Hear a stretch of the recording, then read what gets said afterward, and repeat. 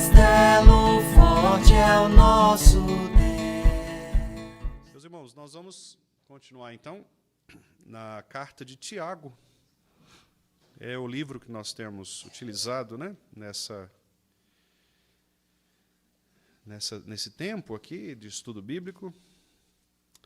Então, eu vou pedir os irmãos para abrirem carta de Tiago. O capítulo 1, hoje nós vamos falar do trecho que está do versículo 12 até o versículo 15. Tiago 1, de 12 a 15.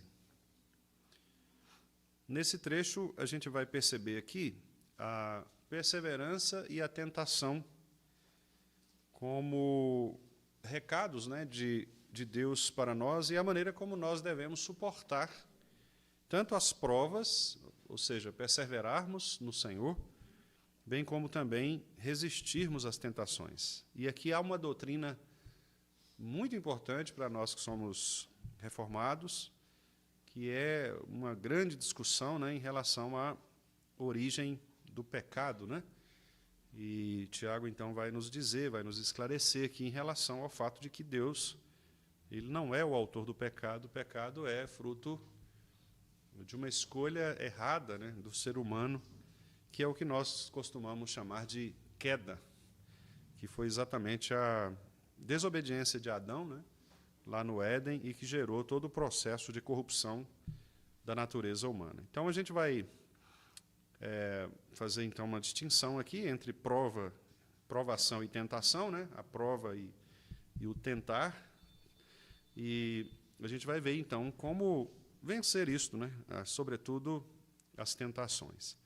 Então, o texto diz assim, versículo 12, capítulo 1 de Tiago: Bem-aventurado o homem que suporta com perseverança a provação, porque depois de ter sido aprovado, receberá a coroa da vida, a qual o Senhor prometeu aos que o amam.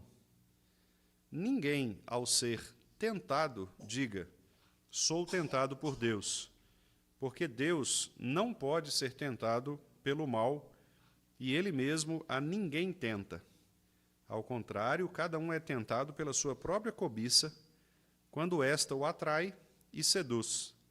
Então a cobiça, depois de haver concebido, dá à luz o pecado. E o pecado, uma vez consumado, gera a morte. Então, esse é o trecho, né, que nós vamos examinar um pouco agora à noite. E vamos perceber, como eu disse, esta diferença entre a provação e a tentação, né? Nós já vimos, porque tratamos disso nos versículos 2 a 4, os irmãos podem voltar os olhos aí. Tiago começa falando na sua carta exatamente a respeito da provação. E ele diz, inclusive, que a provação ela é uma coisa muito boa na vida do crente, né? Ele diz no versículo 2, meus irmãos, fiquem alegres, né? Tenham por motivo de alegria o passardes por várias provações. Várias, né? Tem horas que a gente fica com uma só, a gente já fica meio atordoado, né? E aqui ele está falando várias provações, né? Sabendo que a aprovação da vossa fé, uma vez confirmada, quer dizer, depois que você é aprovado, e é o que ele está dizendo lá no versículo 12, né? Essa aprovação que você tem da sua fé produz perseverança. E a perseverança, ela deve ter ação completa, ou seja, ela deve gerar nos nossos corações, deve produzir em nossos corações um desejo cada vez maior de nós exatamente suportarmos essas provas, né, vencermos essas provas, para que sejamos, como diz o texto, perfeitos e íntegros, né? E nós vimos lá, no dia que nós fizemos o estudo destes 3 versículos, que, obviamente, Tiago não está falando aqui de perfeccionismo, né? Não é uma pessoa ser perfeita, porque é claro que perfeito somente Cristo, né? E nessa nossa condição, nós nunca seríamos perfeitos. Mas a perfeição aqui é no sentido de maturidade, né? de integridade, como a própria palavra íntegro aqui apresenta, ou seja, uma pessoa que ela suporta as provas da vida, né? Ela suporta as provas que Deus coloca na sua vida, ela se torna uma pessoa robusta, uma pessoa, de fato, perseverante. Então, eu fico, assim, há muitos exemplos que a gente pode dar, exemplos práticos, né? Vamos pensar, por exemplo, no casamento. Uma certa vez, isso já há bastante tempo, né? Eu sempre tive essa noção, embora nunca tivesse, assim, até o momento, naquela situação, eu não tinha uma teologia para isso, né? Mas eu sempre ficava meio incomodado com alguns jovens que namoravam, assim, aquele namoro relâmpago, né? Começa a namorar, daqui a pouco termina, daqui a pouco já está namorando com outro, aí termina, daqui a pouco já está com outro. E assim, eu ficava incomodado com isso, assim, vendo especialmente minha geração, né? Os jovens ali e tal, eu ficava incomodado porque eu pensava, poxa vida, tudo bem que o namoro né, a gente entende como um processo ali, mas essa coisa de ir e vir, de terminar e tal, eu sempre ficava na dúvida se isso não era mesmo uma falta de perseverança, né? De suportar e de vencer os desafios, porque eu imaginava que o casamento, né, como de fato depois isso se tornou bem evidente, né, porque a gente constata isso, quem é casado aqui sabe, o casamento ele é um caminhar, né, de todos os dias de ajustando cada um complementando o outro, né? É um ajuste. Então, se você não é capaz de suportar uma determinada prova ali dentro do namoro, por exemplo, ou do noivado, muito dificilmente você vai suportar as provas do casamento, que são muito mais graves, né? Muito maiores, né? Então, o casamento é um exemplo disso, né? No casamento, a gente precisa mesmo perseverar. Se você perguntar para casais que têm muitos anos juntos, eu penso que uma palavra-chave, né, para resumir o casamento deles é exatamente a perseverança, né? Paciência, perseverança, crescimento mútuo, né, um entendimento mútuo, porque é isso que faz com que a gente se torne preparado para os desafios que virão. Se você desiste na primeira batalha, você não adquire a experiência necessária para suportar as batalhas seguintes, né?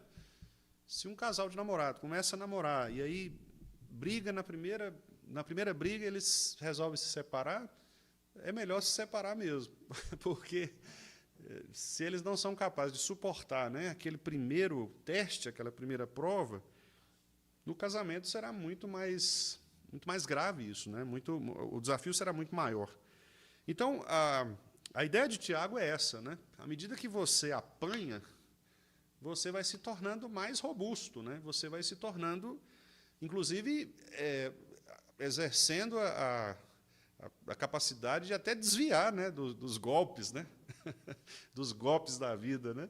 É um treinamento de luta mesmo. Quer dizer, você aprende a se esquivar das situações, você aprende a evitar problemas, né?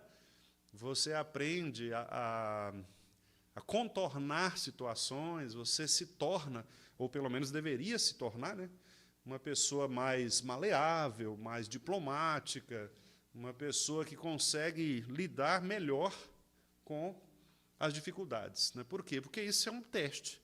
Então, você passa por uma situação difícil, 2 situações difíceis, 10 situações difíceis, a tendência é que você se torne apto, né, para discernir estas situações de maneira a se tornar mais experiente. O que Tiago está dizendo é que esses irmãos aqui, e aí eu vou fazer, né, uma lembrança aos irmãos, porque Tiago está escrevendo para judeus, especialmente, que estavam dispersos, judeus que haviam se convertido para o cristianismo, né, mas que estavam dispersos por conta da perseguição. E, olha, pessoas perseguidas, morando em culturas completamente distintas, opositoras, é óbvio que eles teriam problemas. Eles teriam que suportar muitas provas mesmo, né? Inclusive prova de vida mesmo. Eles corriam risco de morrer por causa da perseguição. Então, se eles não fossem capazes de suportar as pressões por causa do cristianismo, então, muito dificilmente, eles iriam conseguir sobreviver àquela hostilidade toda, né? Então, Tiago está dizendo, irmãos, olha, fiquem firmes, suportem as provas, porque quando vocês passarem na prova, né, quando vocês conseguirem superar esse desafio, vocês vão se tornar ainda mais robustos na fé. Vocês vão se tornar ainda mais fortes, né, capazes de superar outros desafios ainda maiores. E é exatamente, então, o que ele retoma no versículo 12. Uma outra informação que eu dei para os irmãos a respeito da carta de Tiago é que Tiago ele não tem um raciocínio linear, como Paulo, por exemplo, que começa um assunto e puxa o fio ali na sequência, né? Introdução, desenvolvimento, conclusão, aquela sequência que a gente aprende nos textos, né? Tiago não tem muito essa sequência. Tiago escreve meio que parece que ele lembra de um assunto e coloca, e daqui a pouco ele lembra de outro e encaixa aquele assunto. Ele não tem uma linearidade.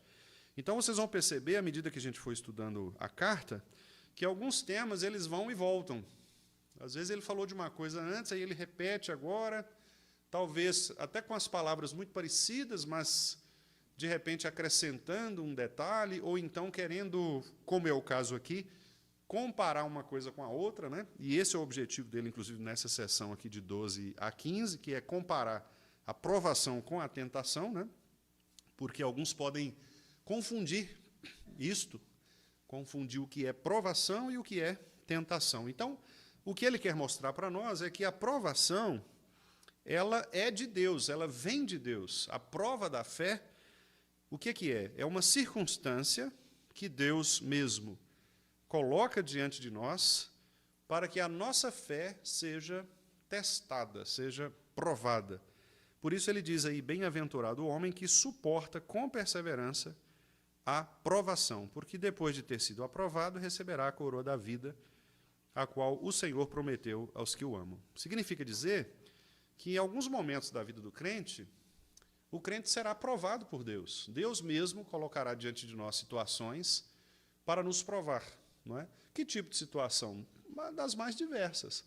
Pode ser, por exemplo, uma situação doutrinária. Talvez você se veja numa situação em que você tenha que tomar uma decisão em relação a um conhecimento bíblico, a uma verdade bíblica que talvez antes você não cria, e agora a palavra está clara para você, e você, então, começa a crer. Esta pode ser uma prova. Existem casos, né, de irmãos que estavam aí frequentando igrejas, por exemplo, com uma teologia bastante diferente da teologia bíblica, e quando eles começam a ver a teologia da Bíblia, né, eles começam a comparar e dizer, olha, espera aí, o que a minha igreja está ensinando não é o que está aqui na Bíblia, então tem algum problema, eu preciso... Né? E esses irmãos, eles relatam o quê? Exatamente esse incômodo por ter de tomar uma decisão e assumir uma posição adequada, né? Este é um teste de fé, esta é uma prova. Você está diante de uma circunstância em que você precisa responder de maneira satisfatória, né, de maneira verdadeira, a palavra de Deus. Ou então você está, por exemplo, aqui na igreja, você ouve um sermão, e aquele sermão, aquela aplicação, ela cabe a você, né? Então, Deus falou ali ao seu coração, aquela aplicação afetou você, tocou em você. Isso também é um tipo de prova. Deus está dizendo, olha, você agora está sabendo. Então, a decisão de obedecer ou não é sua. O que você vai fazer? Você vai obedecer ou vai continuar desobediente? É uma prova de fé. Você precisa dizer, não, eu quero obedecer ao Senhor. Então, este tipo de prova, né, é oriundo do próprio Deus. É o Espírito Santo que testa o nosso coração, testa a nossa profundidade da fé. Deus, por exemplo, pode colocar em nós sofrimentos, não é? Sofrimentos. Inclusive, o sofrimento, né, é um tema difícil, muito difícil, parece fácil, mas é um tema difícil do ponto de vista teológico.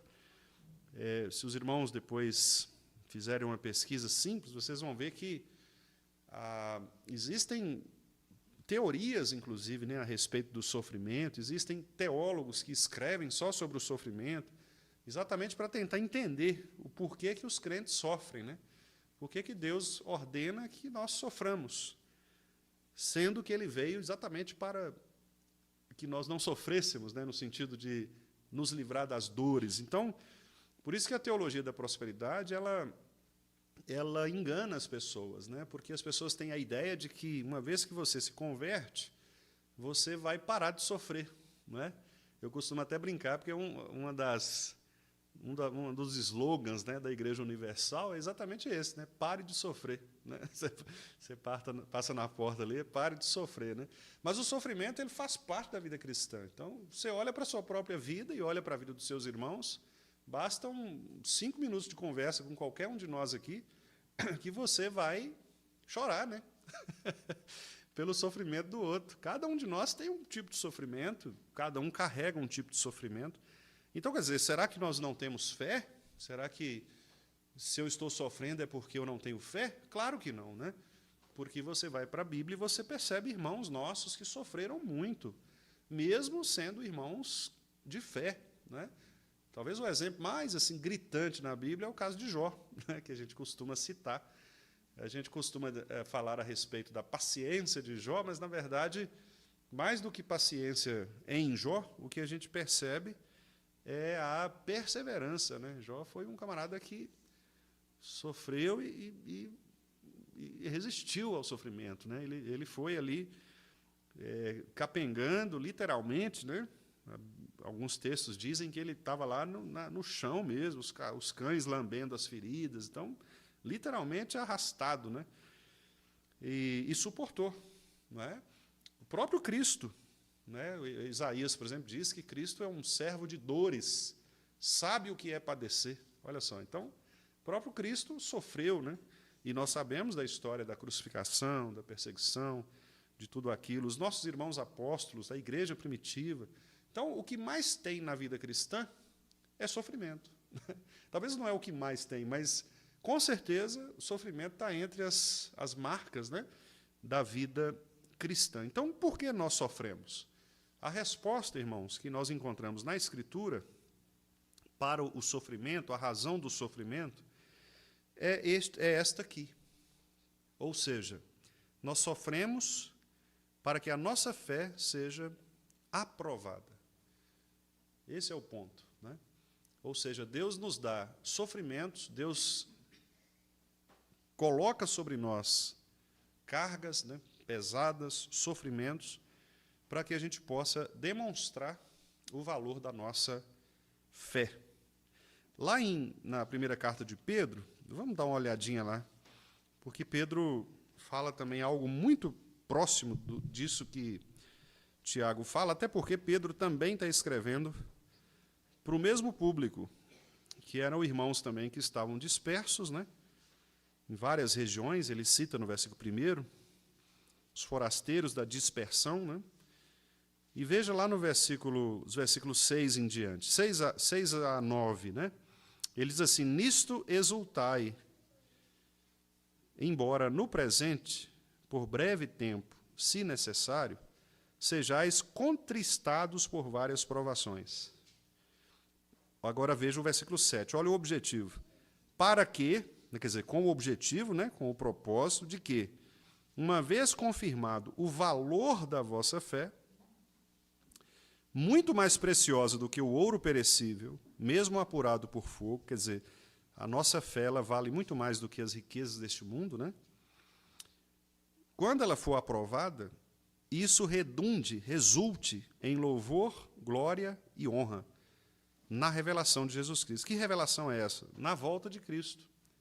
Quando Cristo voltar, a nossa fé, testada e aprovada, ela será um louvor, uma glória e uma honra ao próprio ser de Deus em Cristo Jesus. E aí Pedro completa, né? A quem, não havendo visto, há mais. Quer dizer, veja que Pedro então está falando para um público que não tinha visto Jesus, não tinha convivido com Jesus. Né? Aqui é uma geração posterior. Jesus já tinha morrido aqui, já tinha ressuscitado, tinha ido para o céu, né? As pessoas não tinham ainda, não tinham mais visto Jesus ali. Então, eles não viam Jesus, mas amavam Jesus, porque, obviamente, foram convertidos. No qual, não vendo agora, mas crendo, exultais com alegria indizível, uma alegria a qual não se pode nem medir, né? Uma alegria completa e cheia de glória, obtendo o fim da vossa fé, quer dizer, o resultado da fé, que é a salvação da vossa alma. Então, os irmãos percebem que, na mesma linha, né, de Tiago, Pedro também está dizendo para nós que a provação é oriunda de Deus, Deus mesmo faz com que nós sejamos provados, testados, com o objetivo de que a nossa fé seja confirmada, para que, no dia de Jesus Cristo, no juízo final, nós estejamos ali firmes na presença dele, louvando, honrando e glorificando o seu nome. Então, essa é a razão do sofrimento, né? Quando vier na sua cabeça aquela pergunta que todos nós fazemos um dia na vida, né? Por quê? Por que eu, Senhor? Né? Por que eu estou passando por isso? O que eu fiz? Né? Será que eu joguei pedra na cruz? Né? O que eu fiz, né, para merecer isso aí? Então, aqui está a resposta. Não necessariamente você fez nada. O sofrimento ele não é necessariamente castigo de Deus. Isso é um ponto importante, irmãos. Às vezes, as pessoas elas têm essa má compreensão. Né? Fulano está sofrendo porque é Deus que está castigando ele. Não. Jó, por exemplo, não havia um castigo em Jó, tanto que a dúvida de Jó foi essa, né? Jó falou, mas espera aí, Senhor, eu não fiz nada, o que eu fiz para sofrer tanto? Né? E essa foi a batalha de Jó, os irmãos, os amigos dele tentando, e ele, não, gente, espera aí, vocês estão, eu não fiz nada contra Deus, não. Então, nem sempre o sofrimento é castigo, né? Porque às vezes você olha para a vida de uma pessoa e você fala, aí, tá vendo? Olha lá, é isso aí, está sofrendo porque é desobediente a Deus. Não, não necessariamente. Às vezes é um servo fiel, piedoso, crente, sério, e está sofrendo, não é? E por que ele está sofrendo? Para que essa fé seja testada e aprovada. Pode haver sofrimentos por causa do pecado? Pode, claro que pode. As escolhas erradas que nós fazemos, por exemplo, ou seja, o pecado, né? A desobediência a Deus, é óbvio que vai resultar também em castigo. Não é? Se Deus manda você fazer algo e você não faz, obviamente você vai ter as consequências da sua decisão equivocada. Então, há sofrimentos que são em decorrência do pecado, da desobediência. Mas nem todo sofrimento é por causa de desobediência. Às vezes você é um servo fiel, uma serva fiel, e mesmo assim você vive a vida sofrida. E há irmãos e irmãs nossos, né, que nós conhecemos, aqui mesmo de nossa igreja, não é? E cada um sabe, né, da sua situação nesse sentido, que tem realmente uma vida repleta de sofrimentos, né? Carrega ali uma história de sofrimentos, de dificuldades, envolvendo famílias, envolvendo, né, outras questões. Então, aquele ditado popular que diz que cada um sabe onde o calo aperta, né? Então, é óbvio que, se a gente for fazer uma verificação profunda e pessoal, nós vamos saber que muitos de nós têm mesmo sofrimentos profundos, né? Não só antes, mas continuamos a ter, e talvez até continuaremos a ter, até que a gente morra ou que Cristo volte. Né? Então, essa coisa de que um dia eu vou parar de sofrer, sim, só quando for glorificado no céu. Né? Até lá, não há nenhuma garantia de que o sofrimento não venha sobre nós. Então, essa história de parar de sofrer, ela não combina com o Evangelho. Né? O Evangelho é um evangelho de sofrimento. Aliás, quando Paulo fala sobre o cristianismo, né, lá em Romanos, Paulo diz que nós somos levados todos os dias como ovelhas para o matadouro, né? Porque Paulo ali estava falando de um contexto de perseguição em que a nossa fé seria testada, né, diante das pessoas, E como diz o Salmo, né, na presença dos poderosos, dos deuses, nós cantaremos louvores, né? Então, o crente no mundo vive sempre debaixo de perseguição. Mesmo que nós não tenhamos um país com perseguição física evidente, clara, né? Mas as decisões que nós temos de tomar, as escolhas que nós fazemos quanto às ideologias, quanto aos pressupostos, quanto à cultura em geral, ao que nós escolhemos fazer na nossa vida, né? Tudo isso implica uma rejeição ao estilo de vida contrário à Escritura. Segunda-feira passada, agora, eu ministrei uma aula, né, um curso, uma aula online, em que eu falei bastante sobre essa questão da cultura contemporânea, né, trazendo alguns autores. E foi muito interessante, porque no dia seguinte, nós temos um grupo de WhatsApp, que as pessoas que fazem o curso estão ali, a gente discute um pouco, né? E foi interessante, porque um dos alunos ali colocou assim, olha, eu ontem assistindo a aula eu percebi que eu sou muito influenciado por muitos pressupostos da cultura e não sabia disso, né? Não sabia disso. E é isso mesmo, porque é aquele ditado coreano, né? Você nunca deve perguntar para um peixe o que é a água, né? Porque o peixe ele está dentro da água, então não tem como ele não consegue, a opinião dele é viciada, né? Porque ele não tem outro ambiente, ele não conhece outro ambiente. Então, a mesma coisa acontece com a gente. Nós estamos mergulhados numa cultura e nós somos dessa cultura.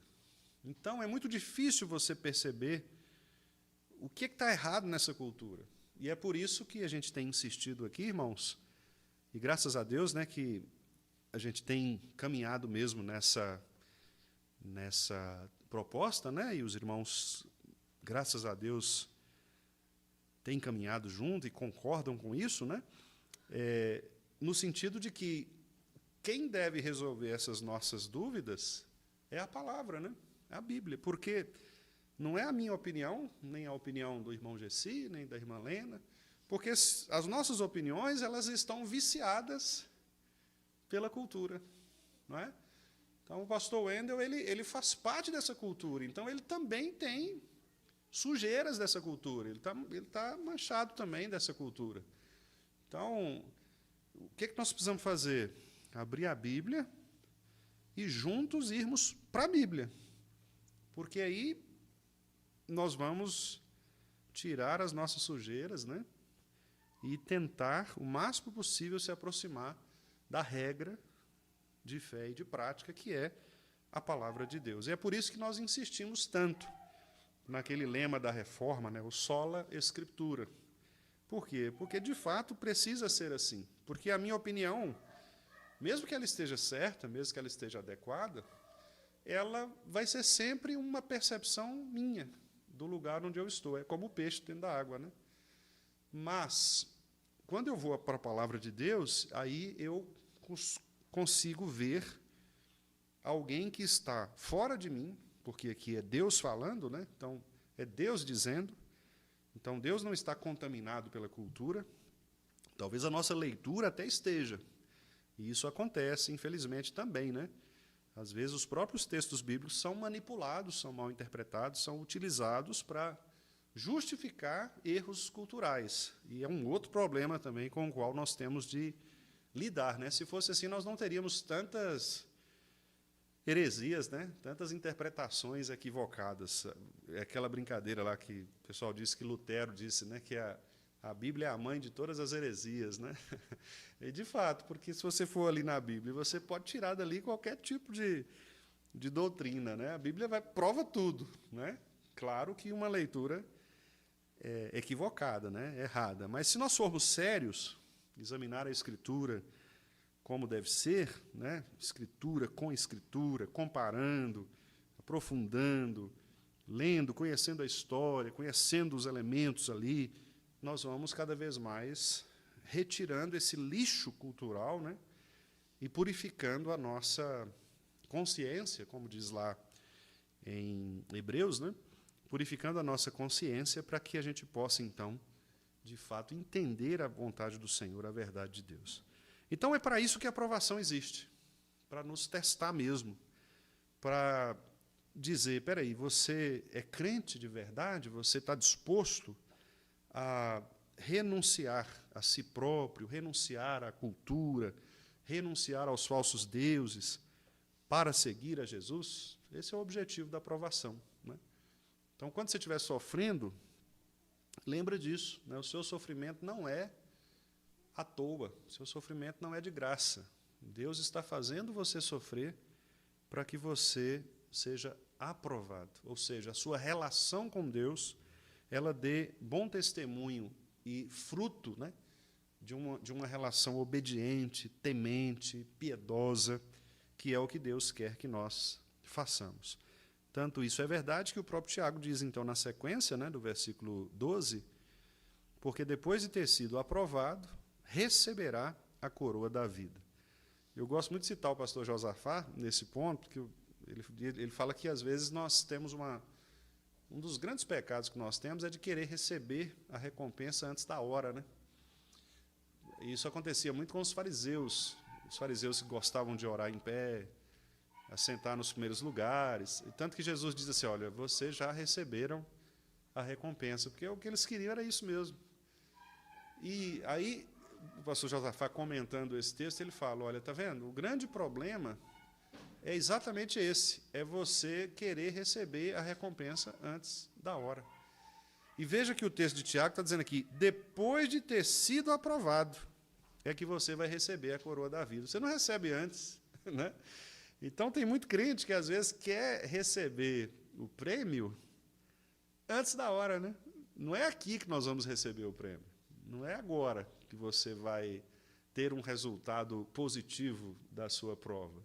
Como eu disse, pode ser que a sua vida seja uma vida inteira de sofrimento, não é? E talvez você chegue lá no final, já velhinho, e, Senhor, minha vida foi só sofrimento, não tive... Talvez seja. Porque não é nessa vida que nós recebemos a coroa da vida. É na eternidade, né? É na nossa consagração. Claro, irmãos, Deus pode nos conceder alívios, não é? Bênçãos temporais, claro, inclusive Ele nos concede, né? Por isso que nós louvamos a Ele pelos livramentos, pelas bênçãos temporais, não é? Pelos momentos de paz. Existem irmãos que, não que eles não tenham sofrimento, mas eles gozam de um período longo de paz, de alívio, de tranquilidade, uma vida tranquila, enquanto outros, pelo contrário, 25 horas do dia de sofrimento, né? de terror, de pressão. Então, essa vontade de Deus, ela é misteriosa. Isso faz parte dos secretos decretos de Deus. Nós não sabemos por que algumas pessoas sofrem mais que outras. Não sabemos porque Deus ordena que o sofrimento de alguém seja um sofrimento mais terrível, mais traumático do que de outro, não é? Não sabemos, não sabemos. Mas o fato é que Deus usa este sofrimento, esta prova, para nos provar a fé. E uma vez aprovados, quer dizer, você recebe a coroa da vida, né? Por isso que lá em Apocalipse o texto diz, ser fiel até a morte e dar-te-ei a coroa da vida, né? Ali a ideia de ser fiel até a morte não é no sentido de você ter uma vida inteira de fidelidade até o dia que você morrer. É no sentido de que, se for preciso você passar pela morte por causa da perseguição, se você for fiel até quando você for ameaçado de morte, você vai receber a coroa da vida. Quer dizer, ali é um contexto de perseguição mesmo. A igreja estava sendo perseguida e Deus, Cristo diz ao pastor da igreja de Éfeso, né? Olha, os crentes aí, é o seguinte, se precisar morrer por mim, morra, porque vocês vão receber a coroa da vida. Essa é a ideia, né? Então, mostra que a fé ela é testada nesses momentos mesmo, de crise, de dor, de sofrimento, etc. Bom, aí a segunda parte vem um outro conceito, que é o conceito de tentação. E claramente Tiago diz que a tentação é diferente da provação. Provação tem uma origem em Deus e visa a aprovação da fé dos eleitos. Tentação não provém de Deus. A tentação não provém de Deus. Ela provém da nossa própria cobiça, do nosso próprio coração caído. Então ele diz aí no versículo 13: ninguém, ao ser tentado, diga, sou tentado por Deus, porque Deus não pode ser tentado pelo mal, e ele mesmo a ninguém tenta. Muito claro, né? É o tipo de texto que não tem nem muito o que você explicar. Tiago está dizendo, olha, tentação, gente, é outra história. Tentação é a cobiça do coração humano que, no afã, no desejo, no impulso de desobedecer a Deus, ele cria circunstâncias para fazer isso. É o próprio coração que produz o que o texto vai chamar de cobiça, né? O próprio coração produz esse desejo de contrariar a vontade de Deus. Vocês perceberam que o texto não fala sobre o diabo, né? O texto não fala que é o diabo que tenta. Embora a gente costume culpar o pobre do diabo, né? Brincadeira, né? A gente costuma culpar o diabo, mas o texto está dizendo que a culpa é nossa. Tiago claramente está dizendo. Olha o versículo 14. Ao contrário disso, quer dizer, ao contrário de a gente pensar que é Deus que tenta, cada um é tentado, veja, pela sua própria cobiça. Ele não está colocando Satanás aqui na jogada. Satanás tenta? Tenta. Nós sabemos disso por outros textos da Bíblia. Mas o que Tiago quer mostrar aqui é que o problema do pecado é o nosso próprio coração. É isso que ele quer dizer. Se o nosso coração resistir à própria cobiça, à própria queda, o diabo não terá domínio sobre nós. A tentação do diabo ela não terá nenhum efeito. Agora, quando o nosso coração ele está inclinado à desobediência, aí o diabo acha um terreno fértil. Isso é que Tiago quer dizer. Quer dizer, o diabo ele vai nos tentar e vai se aproximar, vai passar a graxa ali para a gente escorregar e cair, né, a casca de banana. Mas se você estiver firme, você vai perceber e vai desviar tranquilo. Se, ao contrário, o seu coração já estiver inclinado ao pecado, ali vai ser um terreno facinho para Satanás colocar contra você essa tentação. Então, por isso que Tiago não menciona o diabo aqui, né? Porque ele quer culpar o ser humano de sua própria miséria. E é exatamente isso que nós chamamos, na nossa teologia, de depravação total, né? Ou as consequências da queda. Qual é a principal consequência da queda? Um coração cujo desejo foi transformado. Antes da queda, o desejo do coração humano era obedecer a Deus, agradá-lo em todas as coisas. Esse era o desejo de Adão antes da queda. Ele queria fazer a vontade de Deus, não passava pela cabeça dele não fazer a vontade de Deus. Mas, quando a serpente vem e tenta, e o coração dá espaço e cai, a coisa muda completamente. Agora, o desejo de Adão, né, Eva, é um desejo que contraria a vontade do Senhor. Por isso que eles correm, fogem, escondem, né? Porque agora eles estão diante da sua própria cobiça, do seu próprio desejo. Mas, irmãos, é muito interessante, eu não vou conseguir falar isso hoje, no próximo estudo, se Deus quiser, a gente retoma, mas vocês vão perceber que o Tiago faz aqui um caminho, eu gosto muito desse texto, muito mesmo, eu acho esse texto assim, ricamente esclarecedor, sabe? Porque ele mostra o caminho para o pecado, né? E explica muito, inclusive, aquele texto que alguns irmãos já até perguntaram aqui, eu já apresentei, né, uma resposta que é com relação a olhar para uma mulher com intenção impura, no seu coração já adulterou, né? Esse é um texto que mostra que o pecado ele tem um caminho. O pecado ele não começa na execução. O pecado ele não é o ato em si, mas é um processo. Ou seja, o planejamento para o pecado, digamos assim, ele é um processo de pecado. Entende? É mais ou menos o seguinte, é como você está descendo a rua aqui, de bicicleta, e a bicicleta quebra o freio, né? Quebra o cabo do freio. Você vai morrer? Não sei, mas você está no processo para isso.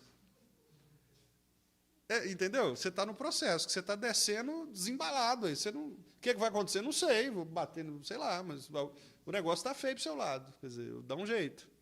É mais ou menos isso. Você não chegou a um resultado ainda. Mas o processo está te levando para isso, a menos que alguma coisa aconteça.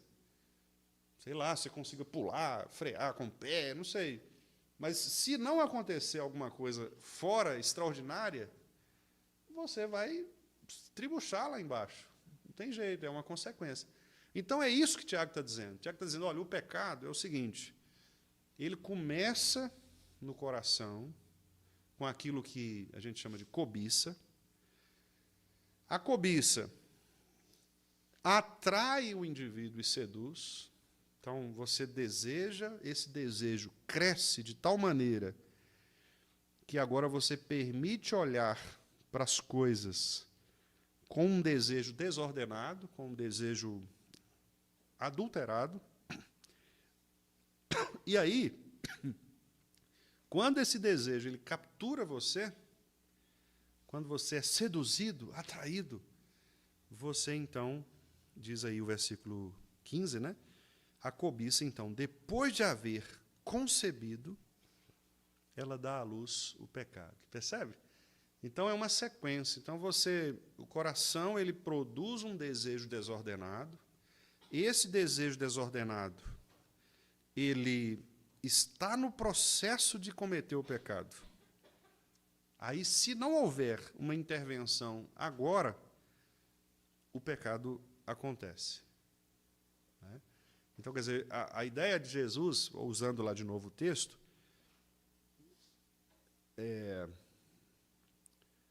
Davi, quando estava na sacada do palácio, né, ele olhou para Batseba. Se ele tivesse olhado e o seu coração, o desejo do seu coração, a cobiça do seu coração, o tivesse impedido de prosseguir, ali ele não teria pecado. Ele teria olhado, seu coração teria convulsionado, mas ele diria, não, espera, eu sou fiel a Deus. Foi o que fez José. Lembra de José? José teve também com a faca e o queijo na mão para pecar, né? Mas, diferentemente de Davi, José também foi tentado, mas ele não deu lugar no seu coração a um desejo desordenado. E ele fugiu. Porque, para alguns pecados, a gente tem que fugir mesmo. Paulo fala isso para Timóteo, né? Paulo fala assim, fugir da impureza. Porque o pecado, irmãos, ele é um negócio assim, grudento. O pecado é um negócio complicado, ele gruda em você. Você quer sair fora dele, ele não sai. Não sai. É um vício mesmo, né? As pessoas falam, por exemplo, de alcoolismo, né, de outros vícios. O pecado é a mesma coisa, o pecado é isso. É como se fosse um alcoolismo, só que de outras coisas, de vícios mesmo. Né? Não sai de você, não sai. Você quer, mas fica ali. Por quê? Porque o coração está contaminado. Né? A menos que o coração seja purificado de má consciência, né, como diz lá em Hebreus, essa cobiça ela vai sempre existir. Vai sempre existir. E aí você vai ter que lutar contra ela a vida inteira, se o seu coração não for completamente restaurado. Por isso que há pessoas, né, que pecam o mesmo pecado, assim, que eles têm uma prática de mesmo pecado anos da vida, né? Anos da vida. Às vezes a pessoa ela luta contra aquele pecado a vida inteira, né? Porque o coração não regenerou, não foi mudado ali. Aquele lugar do coração continua contaminado, continua contaminado. Então, toda hora que tiver um gatilho, né? Tiver um start ali, a pessoa vai cair. Ou cair ou quase cair, escorregar, né? Porque a gente vê, por exemplo, nas questões sexuais, isso talvez fique mais claro, né? Porque, de fato, as questões sexuais a Bíblia trata com uma certa preferência, né? Porque é um pecado que, de fato, chama muita atenção. A questão da impureza, do adultério, né? Etc. Mas, por exemplo, às vezes você tem pessoas velhas de idade, né? Homens, por exemplo, idosos, e que continuam lascivos, continuam com o coração desejoso por pecar, por pecados sexuais. E tem criança no recinto, né? Mas assim, o cara não serve para mais nada, coitado. Já está aposentado, mas ele está querendo, tipo assim, ele continua com a lasciva do coração, entendeu? Por que isso? Qual é o problema dele? É a questão física? Não, é o coração.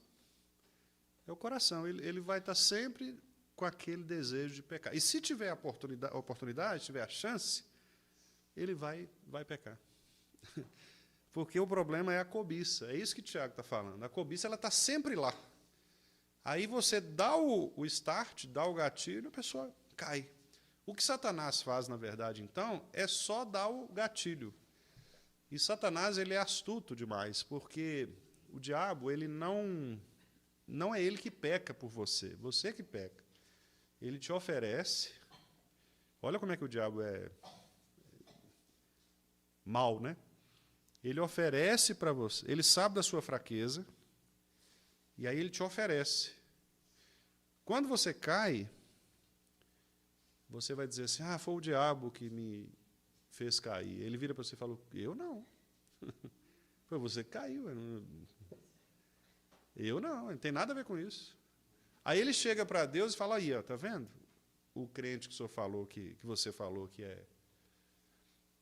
era fiel, aí, ó. Então, o diabo é assim, ele é muito astuto mesmo, porque ele oferece, deixa você cair e depois te acusa de ter caído. E sai fora da jogada. Ele não tem nada a ver com isso, não. Eu só mostrei. Quem fez foi ele. Mas é mesmo, né? É uma vergonha mesmo. E aí, ele te acusa. Né? Ele te acusa. E o que é muito triste, né? Porque, de fato, a culpa é nossa. A culpa não é do diabo, é nossa, é da nossa carne, da nossa cobiça, da nossa própria cobiça. E é isso que Tiago diz, né? Tiago deixa muito claro aí no versículo 14. Cada um é tentado pela sua própria cobiça. Eu gosto muito, como eu disse aos irmãos, desse texto, porque ele é muito individualista, né? Repare que ele diz cada um. No versículo 13 ele fala ninguém. Quer dizer, ele está falando de uma pessoa. Ele não está. Quer dizer, a culpa, irmãos, é sempre sua, é sempre minha culpa. E eu não posso justificar o meu pecado pelo pecado do outro. Às vezes, mais uma vez, casamento é um exemplo disso. Pastor, mas eu tive que trair mesmo, eu tive que trair porque em casa a esposa fala, mas peraí, irmão, mas não tem nada a ver uma coisa com a outra. O pecado dela não te dá direito de ter um pecado seu. Não pode, senão, quer dizer, pagar o mal com o mal. Então tá, então peca bastante, porque eu vou pecar de cá também para, né, a gente balancear.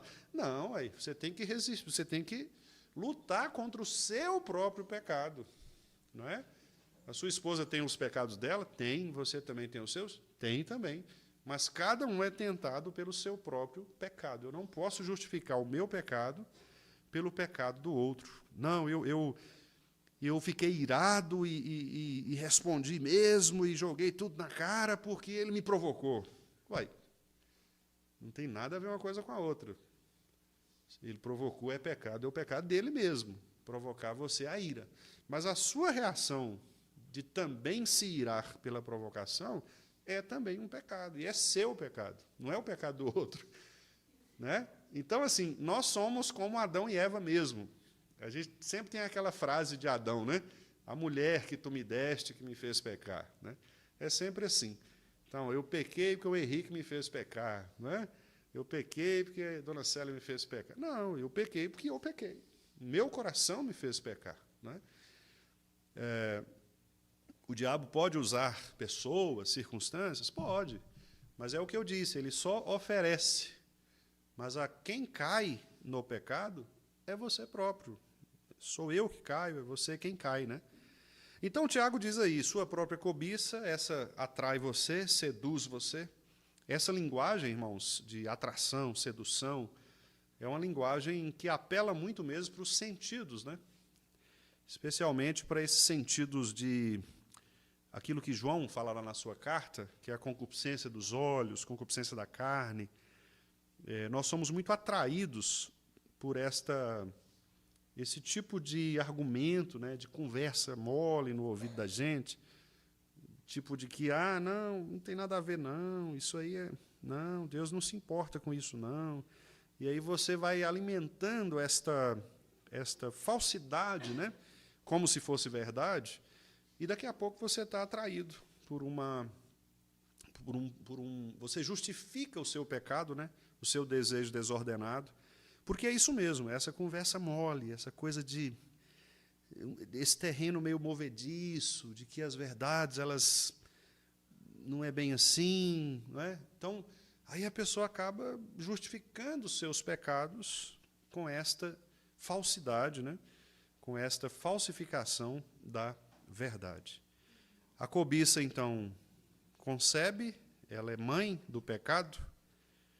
A cobiça é a gravidez, né? O pecado é o filho. O pecado cresce e mata o pai. Essa é a sequência aqui. É um matricídio, né? Um fratricídio aqui. Você dá à luz, você mesmo concebe, nasce o pecado cresce e mata você. Esse é o caminho, né? Terrível, né? Um caminho terrível. É uma imagem muito, muito forte, muito, muito pesada de Tiago. Porque ele quer causar medo mesmo, né? Temor, né? No nosso coração. Ele está querendo dizer, olha, não brinque com o pecado, porque o pecado é coisa séria, ele vai te matar. Se você não cortar o pecado, ele vai te matar. Então, para de pecar. Ao invés de pare de sofrer, né? Tem que ser pare de pecar, né? Pare de pecar, porque o pecado vai te matar mais cedo ou mais tarde. Se você não tomar cuidado, ele vai te matar. E, às vezes, o pecado mata literalmente, né? Às vezes, como eu disse, às vezes algumas práticas desobedientes das pessoas levam ao pecado, né? Você pega, por exemplo, ontem eu conversava, né, com uma pessoa que deu o exemplo de um parente que morreu jovem, né, com 37 anos, morreu por quê? Alcoolismo, né?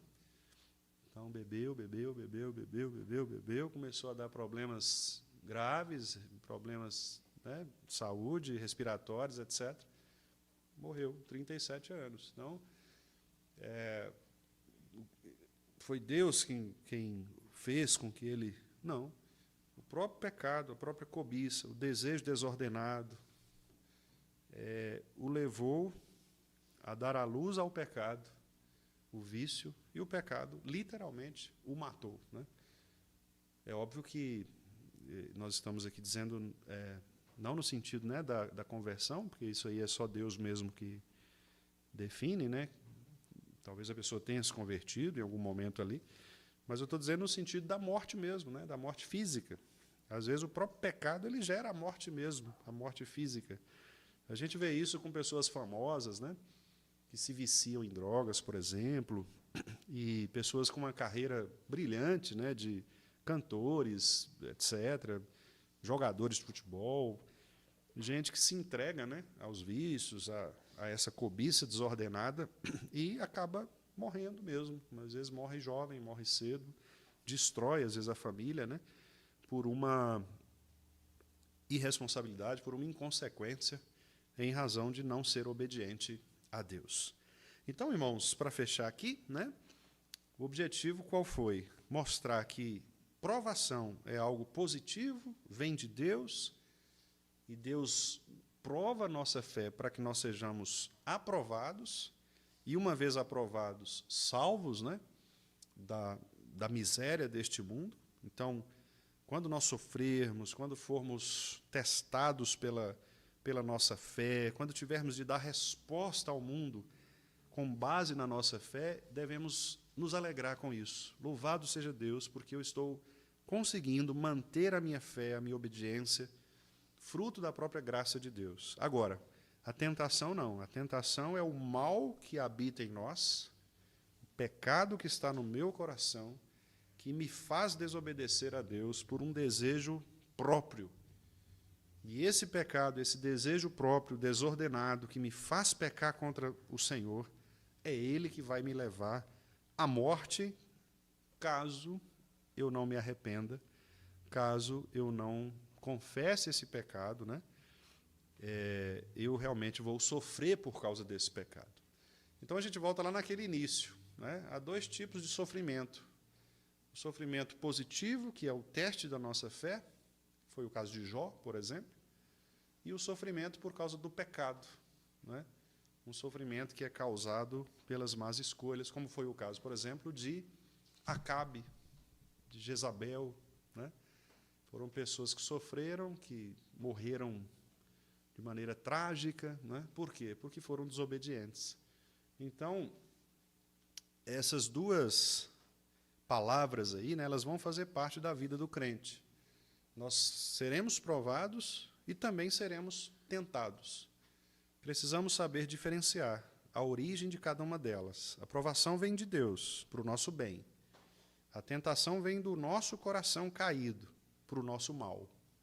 Então, o que eu vou escolher, né?